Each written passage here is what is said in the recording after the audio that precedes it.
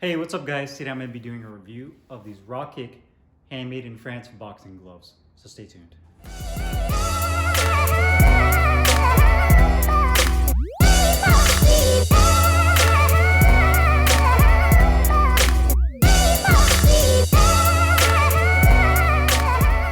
Okay guys, today we have these Rockkick boxing gloves. We'll do a close-up weigh-in and review on, and these are boxing gloves that are handmade in France.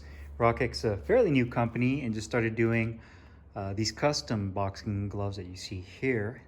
Got mine in the all white and red full leather construction, and you can see it has the handmade in France by Rockkick. That's actually etched into the leather here on the wrist area. You have red laces, red piping with black double stitching throughout.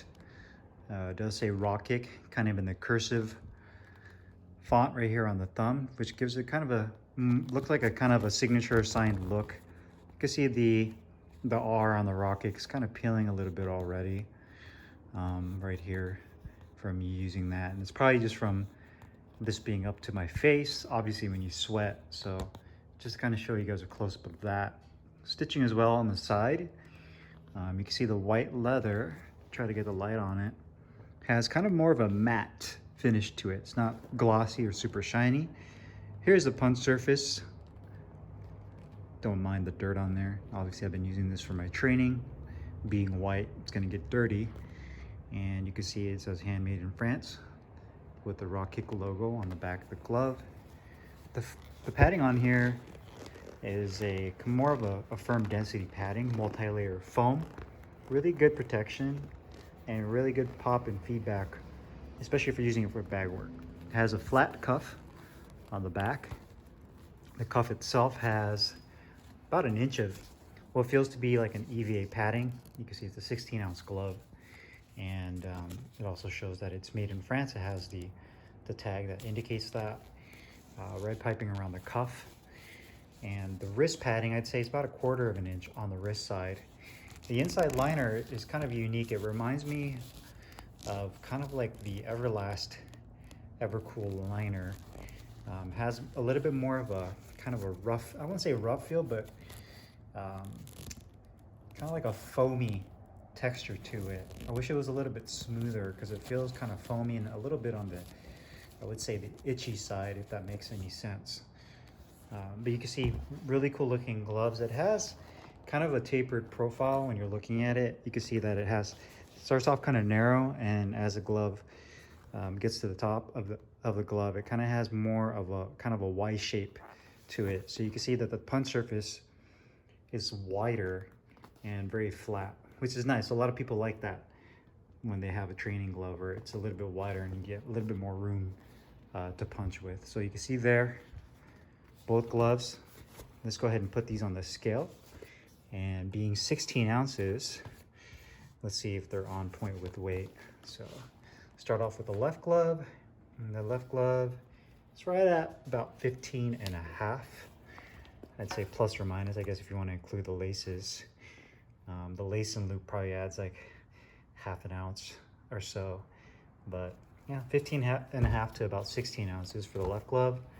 And the right glove again is about 15.6 with the lace or the lace and loop. That's about 16 ounces right there. So pretty much on point with weight. Really great looking gloves. Let's go ahead and do the review.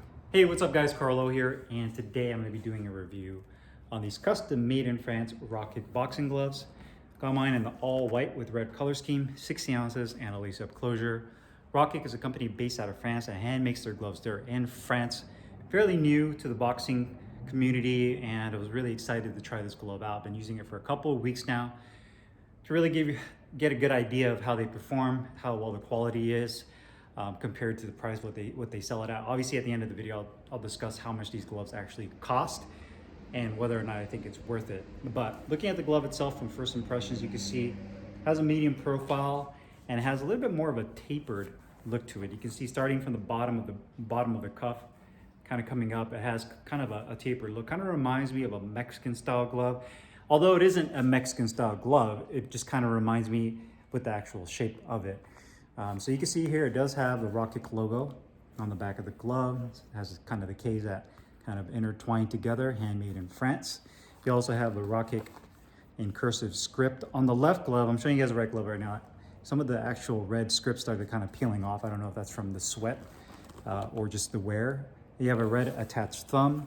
And then on the palm side, you have black double stitching with bright piping right there, red piping around the thumb, red long laces. You also have some embossing into the leather that's actually, so you have the Rockkick logo that says 16 ounces, as well as the Rockkick on the other side. About 1/4 inch of padding that's nice and firm. On the outer edge, it goes up to right here on the seam on the glove, and on the thumb side, it comes up and ends right about here. You can see the actual tip of it ending there. On the back of the wrist, you have about 1 inch of what feels to be EVA padding, and then it says handmade in France with a tag there, as well as a 16-ounce weight tag, red piping around the cuff. And the inside liner is kind of a foamy, it feels like a microfiber type liner on the inside. Quality-wise, these gloves are pretty good. There's a couple of opportunities with this glove that I noticed, and one, probably the major one, was kind of the buckling of the leather. I'm trying to see if I can show you guys, hopefully it shows up in the video, but when I was hitting the bag with this, one thing I noticed is that you started to see some buckling, like there's some excess buckling in the leather on both gloves. So that was kind of an issue that I had mentioned that I showed to Rockkick as well. And the other thing was on the actual piping. I'm trying to capture that in this video. You can see some of the actual, I don't know if it's a stitching or kind of poked through the piping right there. So there's a couple of areas right there where I don't know if like a needle kind of pushed through the actual piping, but there's a little bit of I don't know, an opening right there where it looks like a needle or a puncture from a needle came through on that. Stitching looks really good, nice and clean. You have a nice large grip bar that's really firm. Attached thumb looks really good. Full leather construction, nothing synthetic. The leather has more of a matte feel to it. Nice texture, feels really nice and thick. You can see the side where the stitching is at, looks really good. Fingertip compartment's tucked in very nicely. Thumb looks really good. Again, on the script logo on the left glove, there's a little bit of an issue of the actual font peeling off.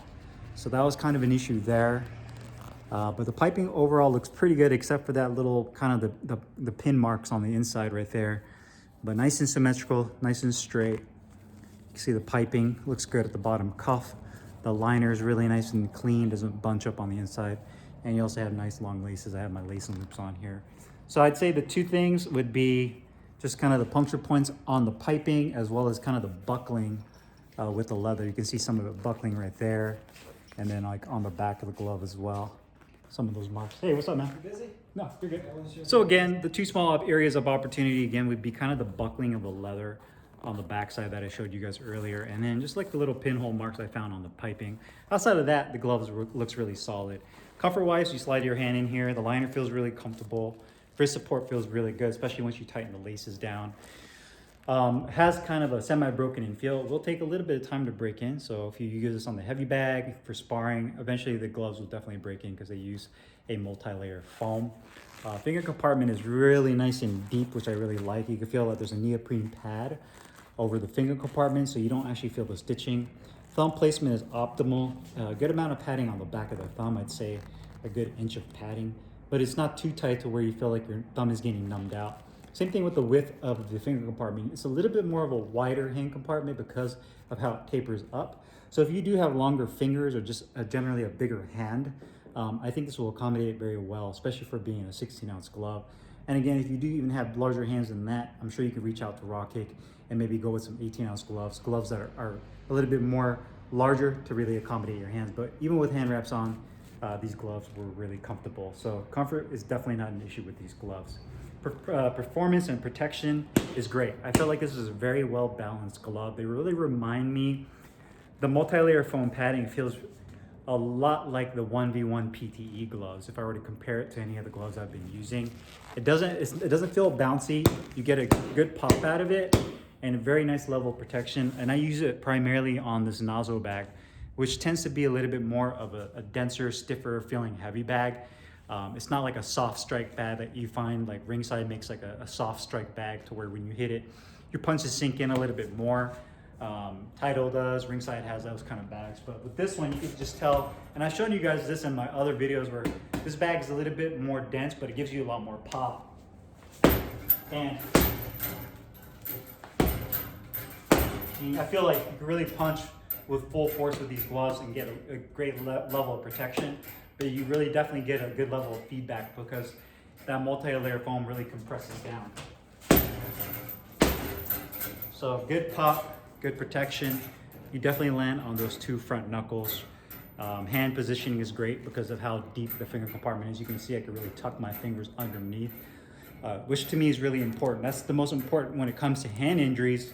Not so much with the actual foam and the kind of padding they use, but how well ergonomically your hand is positioned in the glove is what to me really prevents hand injuries and gives you the best punch and performance out of a glove. So a glove can have the best foam in it, but if you don't position your hands properly, you're not landing on those front knuckles, then you're really setting yourself up to really have an injury or just have an unpleasant feeling when you put your hand into the gloves.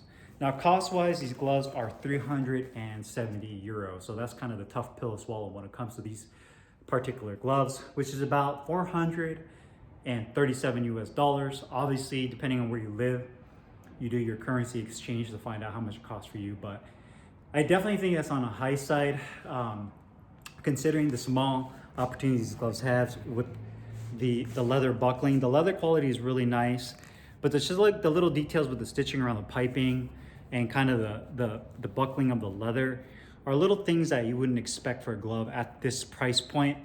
Granted, it's a beautiful glove. I can definitely see them really tightening up this glove and really perfecting it, even with the kind of the Rockkick piece that's kind of coming off on the left glove I showed you earlier in the close-up.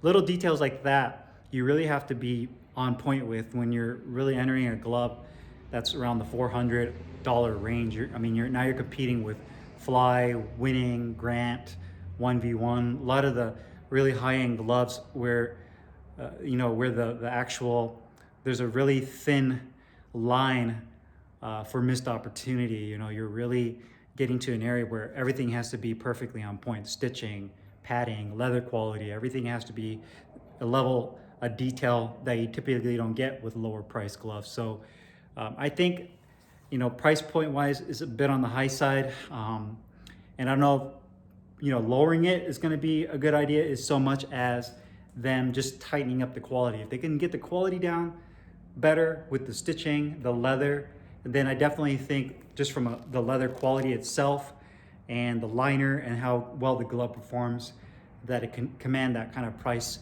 if they can tighten those little issues up. So if you guys have any questions or comments, make sure you guys leave your comments down below in the comments box. I'll put the link in the description box. You can find these Rockkick boxing gloves. I'll see you guys next time.